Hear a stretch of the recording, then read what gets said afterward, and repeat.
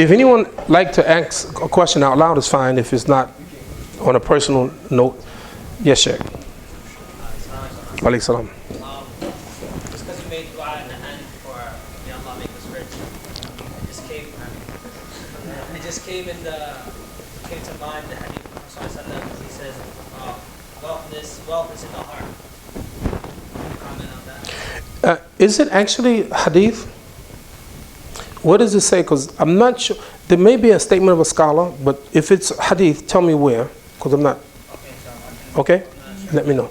By the way, let me tell you something that the Prophet said, alayhi salatu, which is a very interesting statement. He said, "Inna likuli ummatin fitna wa fitnatu ummatil al-mal." He said, every nation has a trial, and the specific trial of my nation is wealth. So just keep that in mind. That it's a tricky thing. You start talking about wealth, it's just tricky. But I can say this, that the key is not to have the wealth in your heart. It's a means to an end, not an end in itself.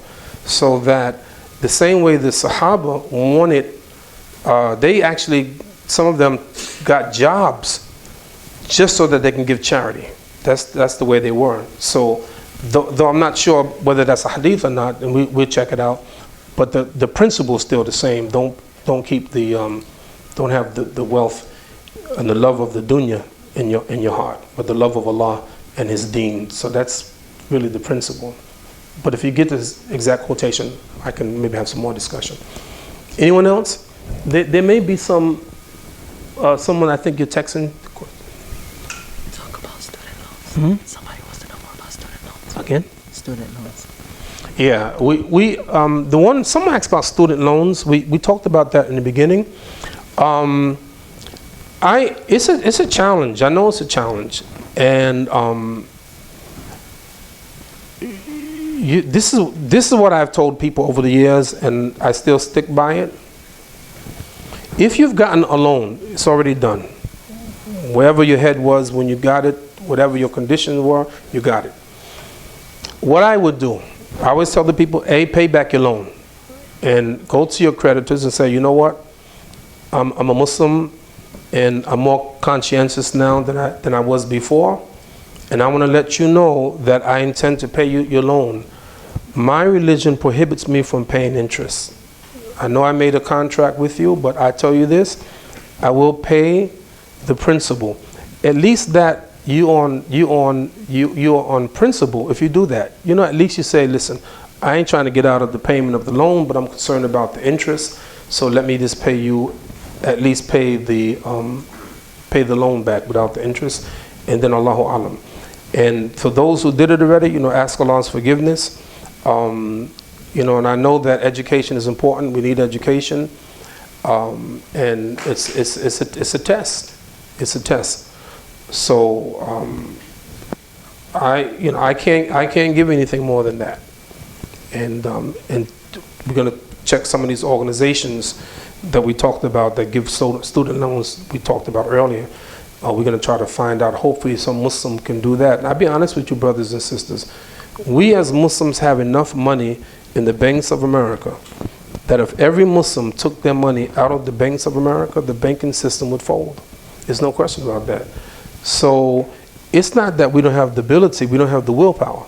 We could give loans, and one of the things I think is important is that we pay back the loans.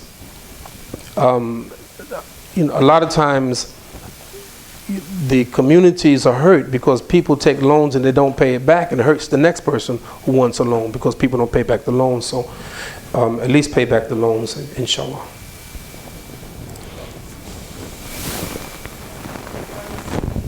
Yes.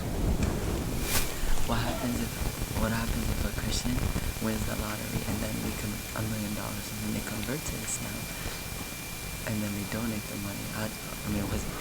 Wow, what a great question. By the way, I want to say this. The person asked a question about the lottery. What happens is, the question is, what happens if you, for instance, a Christian and you win the lottery and then you become a Muslim?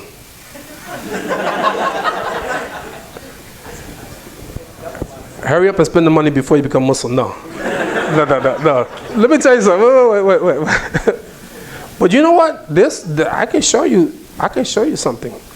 You remember the ayat in Qur'an, Ya ayyuhalladhina amanu la taqrabu as-salat wa antum sukara hatta ta'lamu ma taqulun. Do not, oh you believe, don't approach prayer while you're intoxicated until you know what you're saying. Do you know that the prohibition of alcohol was gradual? Do you know that the Prophet, peace and blessing be upon him, told his ummah, he said, I have a feeling that soon alcohol is going to be prohibited. So therefore, benefit from it now before it becomes prohibited. I can show you, this is Bukhari hadith. I ain't making this up, right? So that's one thing. But let me tell you another thing, brothers and sisters. How many ever heard, this is an old school. Let me see if anybody heard this term. If you heard what I'm going to quote, if you heard it before, raise your hand. There's a sucker born every minute. I know you old school, right? There's a sucker born every minute. You know what a sucker is? A sucker is a gullible person. And brothers and sisters, one of the biggest scams in the history of this nation is the lottery. You haven't got a clue.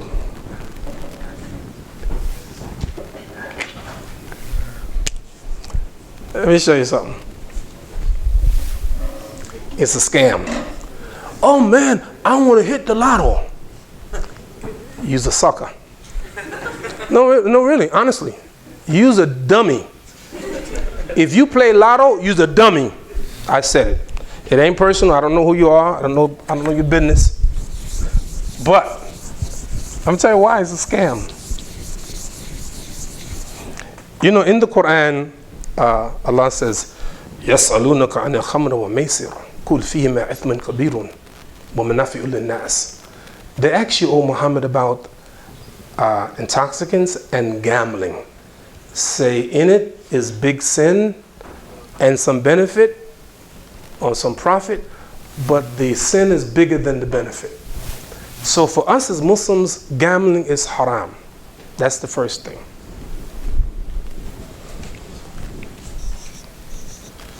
$600 million, I think in March 2012, I think at that point 684 million something, the lottery. It was called Mega Million, something like that.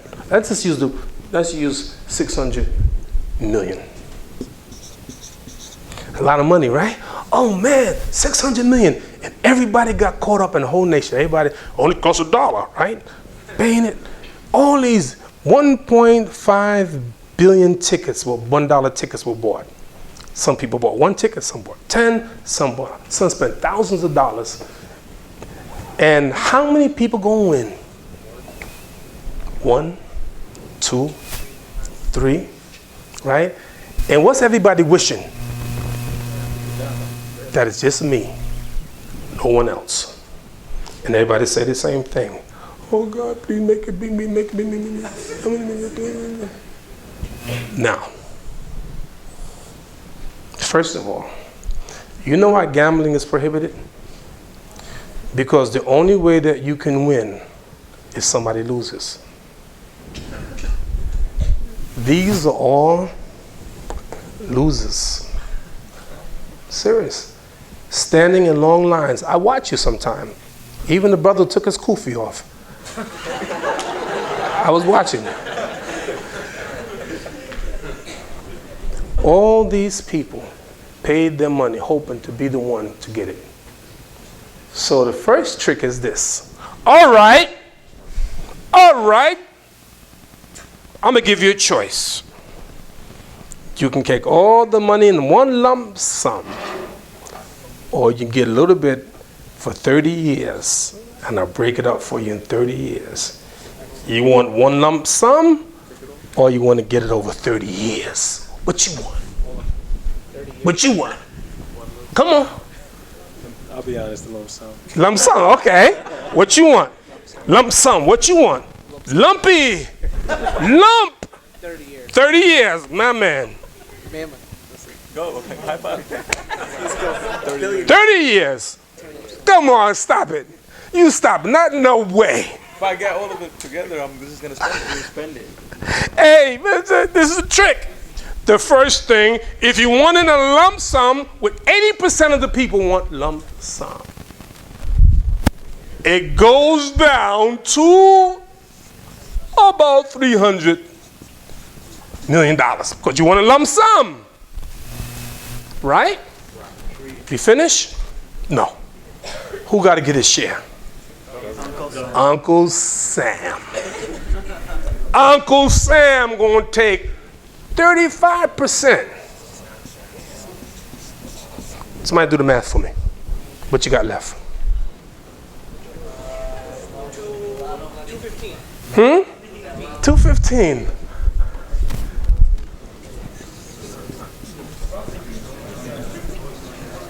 Okay, you great. You finished now, right?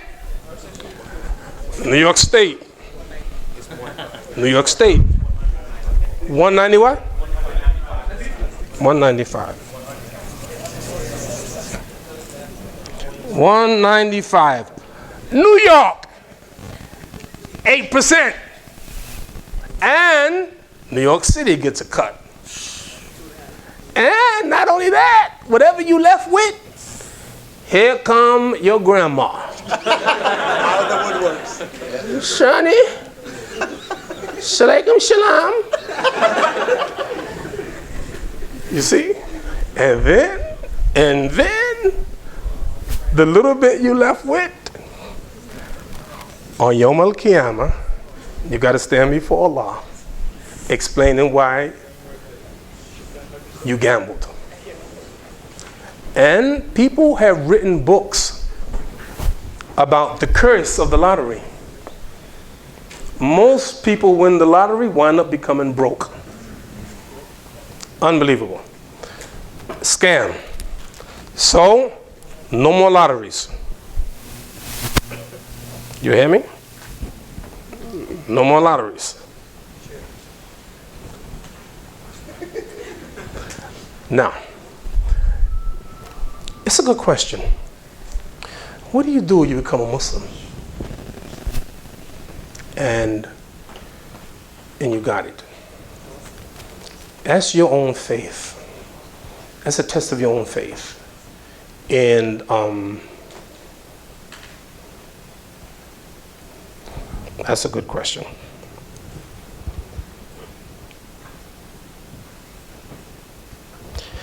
I think that, like Jesus said to the man, that if you gave it away for the pleasure of Allah, I think you get great reward. I can't say that you'll be punished if you kept it. I don't know. I'm not sure. I'm going to check. I'm going to check some scholar and see what they say about that. I think you'll be safe giving it away. But again, Allah knows best. Yes? What about betting? Betting? Same thing. Any kind of gambling is prohibited.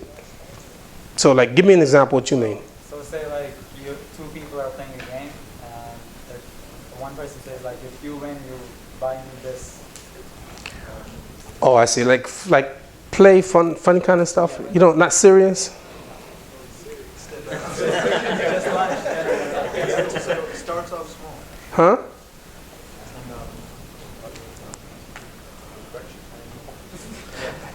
See, this how you say it. Say, listen, if I win, I'm going to buy you a dinner. It's okay. Yes. I was going to bring my nephew to the arcades, but the arcades is the same thing pretty much. Is what? The arcades. What about it? Yeah, well, what do you think about that? What is the arcades? What is it? Like, let's say for example, like you put a coin inside the machine, right? And if you lose... That's not gambling. It's skill. I don't see it as gambling. I think you shoot stuff and things like that. It's a bunch of different games. Where if you have to hit something in a certain way or something, and then... Do you play it to make money? You don't win money, do you? No, you just get tickets and stuff. You get tickets? Or if you don't hit it, for example, you won't get nothing. I don't think it's gambling. Allahu alam. pay like 10 people pay $3, and then one person wins and gets like a toy. No, I'm not talking about that. Oh. That's the one that usually. I'm talking about arcade games, specifically like arcade games, like in like Coney Island. You know how Coney Island they have like theme park and stuff.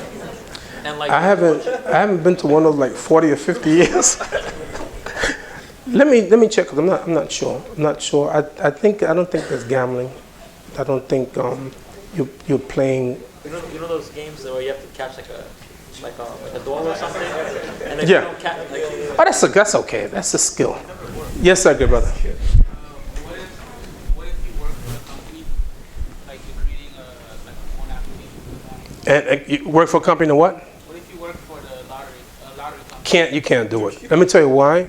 Let me tell you what every scholar would say the same thing. He says they would say Surah Al-Ma'idah, وَتَعَوَنُوا عَلَى الْبِرِّ وَالتَّقْوَى وَلَا تَعَوَنُوا عَلى الْإِثْمِ وَالْعُدْوَانِ وَاتَّقُوا اللَّهَ. Help one another in good and righteousness and the fear of Allah, but don't help one another in sin and enmity.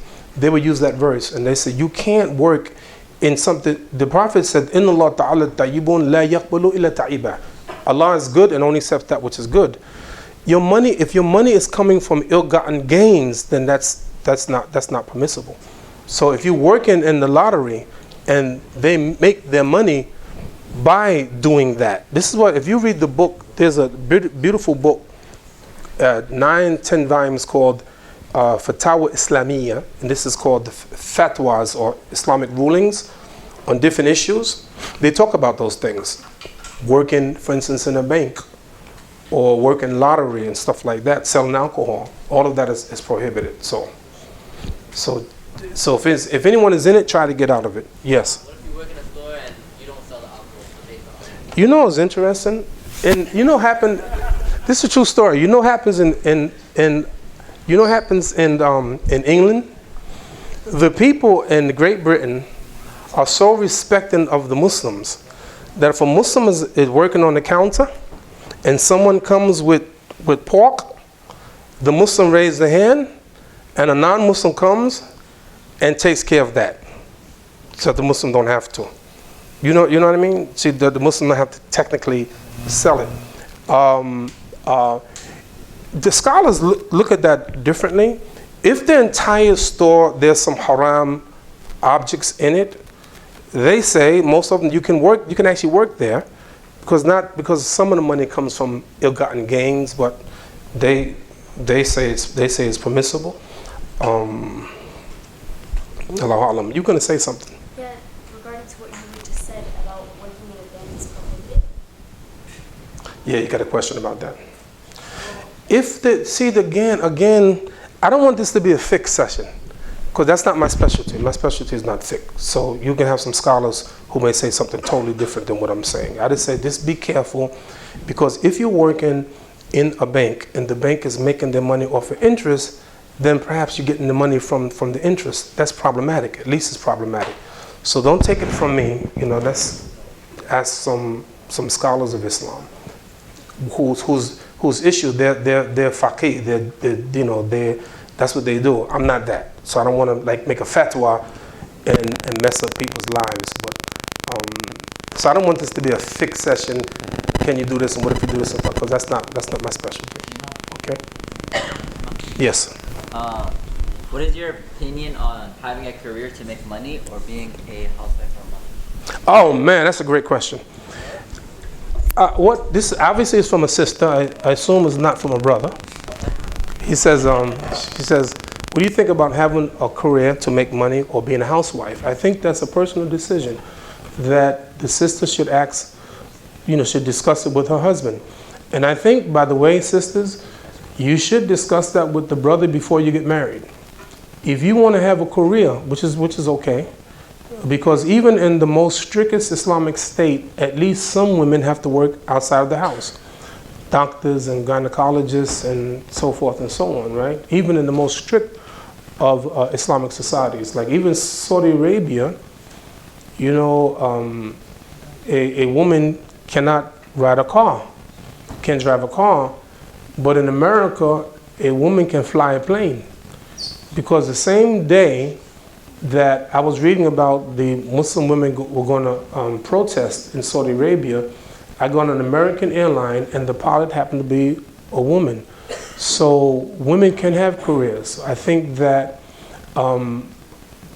this is the general principle. Never give up a fard to do a sunnah. And I'll give you an example. You have to pray 5 times a day, true? Do you have to pray do you have to pray tahajjud? No. So don't pray tahajjud and then fall asleep and don't make fajr. You understand what I'm saying? So make sure you do the fard first. When a woman gets married, her first obligation is to her family. Don't violate the family to do something that is sunnah. When I say sunnah, it's something that you don't have to do. In other words, if your household is such that she has to work outside of the house, that's a different issue.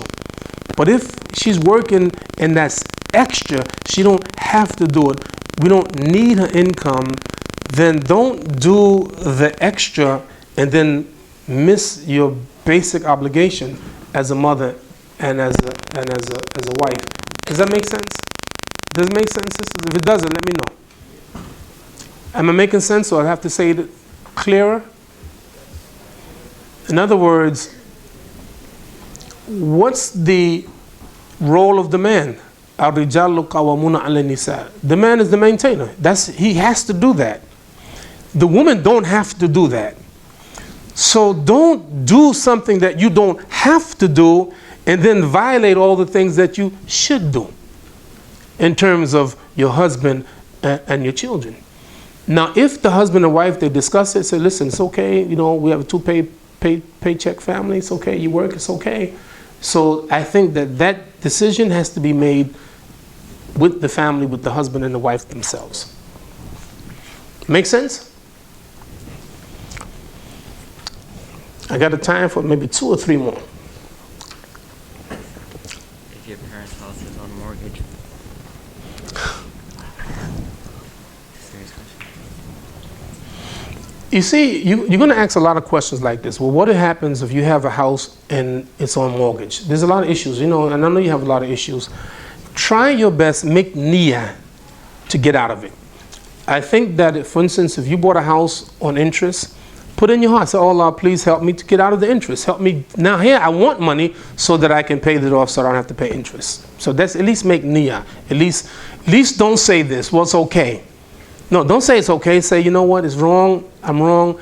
I ask Allah for forgiveness and then the strength to undo it. That should be the attitude of the Muslims, inshallah. Yes. Wa alaikum salam.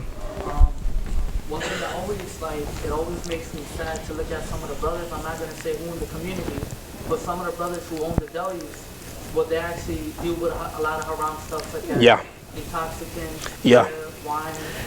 One of the saddest things for me, actually. And I see them in the masjid too. Yeah. Should you be obligated to say salam to them or what? No. You have to give them salams. Because that's all they But let me tell you something. Brothers and sisters, see, the thing is that all of us have weaknesses. They are more pronounced because we can see them, right? Some of us are worse. We do worse things in private. So I want to say that first. And one of the companions, or one of the tabi'in, his name is Ibn Abi Mulaika, he said, I have met 30 of the companions of the Messenger of Allah, and every one of them were fearful of nifaq, hypocrisy on themselves. Every one of them. And so we all have some sense of hypocrisy, right? Now, the question is, well, what do we do about it?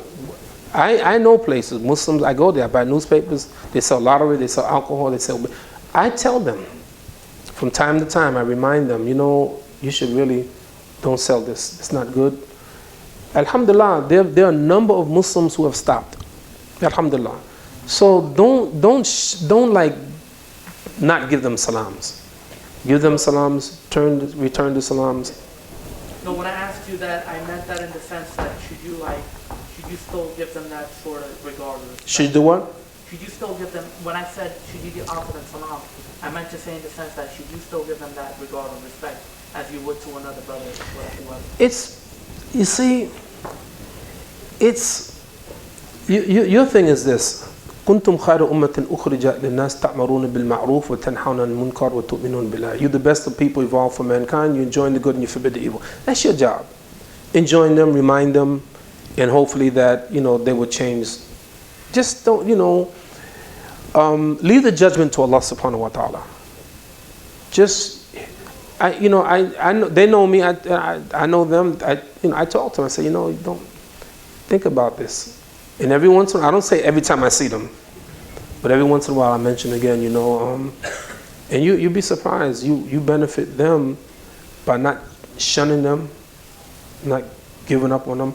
Some Muslims say, you know what, I'm not going to buy from them, I'm not going to patronize them. But then they patronize to non-Muslims who selling the same things.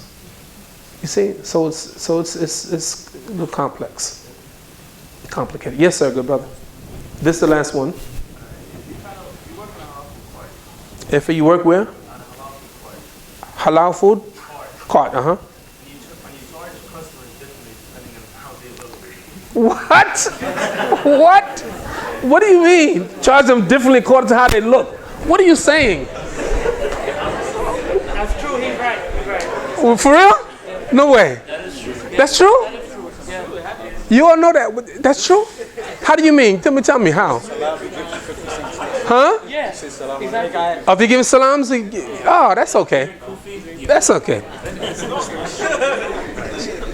long as you don't cheat people, as long as you're not charging people more, but you're charging people less, right? In other words, they give you salams, you're charging them less. Right? In other words, there's a regular, no, listen, right? There's a regular price, right?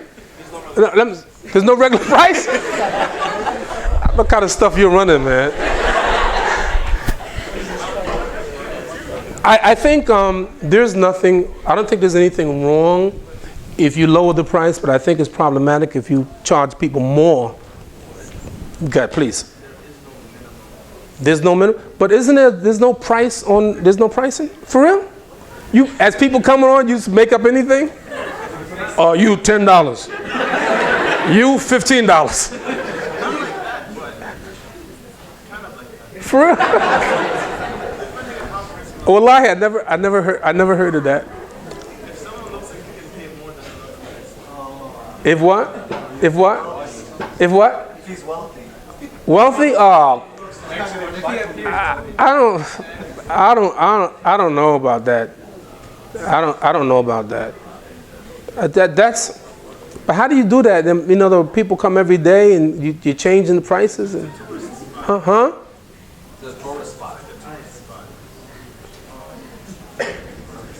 I'll be honest with you, brother. I'd rather keep one price, and I'd rather keep one price and avoid that. I mean, personally, but I can't say it's haram. That was the last one. You have another fiqh question? Go ahead, please. Well, if related to this, rather, if I'm not going to share with you. Okay. It's actually something funny around my area where I live in Holden Park. There's a new franchise that opened, right? And I go to the store and I'm thinking about what I want to order, like double cheeseburger, fries, soda, whatever. So I go into the store and I'm looking at the menu. So I see the brother, but it comes to my mind late to say Assalamu alaikum. So I say 5 minutes later. So the brother gives me this nasty look. He says, "Oh, now you remember to say salam to me?" I'm like, I don't say anything, but I want to say something, so I don't say anything. Next thing you know, I pay him. He charges me extra than what's on the menu. And I get stale food. Huh? Stale chicken. Wallahi, I get stale. Why? I don't know. That's going back to the point that Give him salams, that's right. Because he didn't give him salams. Going back to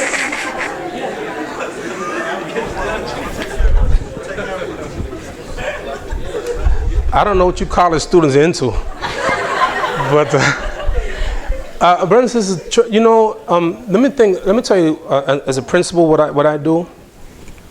You can look at it a lot of ways. You can look at it, well, these are my Muslim brothers, let me give them a break. But for me, I'll be honest with you, wherever I go, it's embarrassing for me because people try to give me stuff free. And I say, no, I don't want nothing free. I'm here to support you. I remember one of the funniest things my wife talks about often. One day I was in a cab, a Muslim cab driver. So when I got out, he says, "Assalamu alaikum," and he was trying to drive off, and I'm running down the street trying to pay him, and he's driving. I said, "Wait, come on," because I'm not. You see, I'm not trying to. I don't want to do that. It embarrasses me, really. When I go places, say, "No, Imam Siraj, you go first class." It embarrasses me. Though I like going first class. Though. I must admit that I've never turned that down. I mean, it's telling the truth. And but the thing that I try to do also that you don't forget is that you're trying to win hearts. And sometimes you give other people breaks also, and that may be a way to even help them into the fold of Islam. You remember that this whole thing is about winning hearts, and this is why I go back to Cubono, who benefits. And the best, really what's going on now, I'll be honest with you, what's going on now in ISIS in Syria is the antithesis of da'wah. If you want to know how not to give da'wah, that's the way to do it. This stuff here, the things that they're doing, brothers and sisters, is absolutely prohibited. It's un-Islamic, it's barbaric, it's evil in any way that you can imagine, and Muslims are hurt by it. Trust me, we're hurt by it. All over the world, they plot against Muslims because of things just like that. Makes me wonder, where is it really coming from? Who started it? Really, honestly, I'll be honest with you, I'm not a, what you call them, theorist, conspiracy theorist, but that thing, something is wrong with that. Something smells with it. Something is not right with it, and you know it. There's a sense that you have. You say, come on, man, you can't be serious. Why would you do that? What sense does that make? Yeah.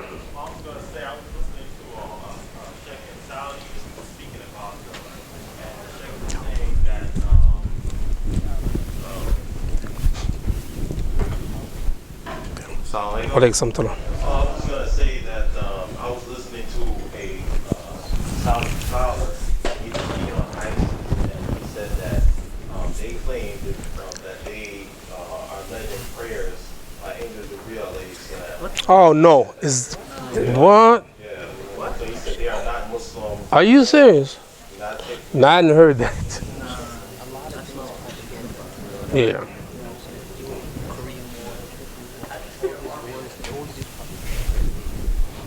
Shukran. Was this the respected sheikh? I forgot the name. He's respected. Right. He's known. Right. Brothers and sisters, it's been a pleasure. Are we eating dinner? Yes? No? Huh? You can stay here. Huh? You can stay. I got time. Wait a minute. No. Wait. I'm asking a question. There's dinner. Type. Thank you so much. You've been very, very, very, very, very patient. May Allah bless you. Assalamu alaikum.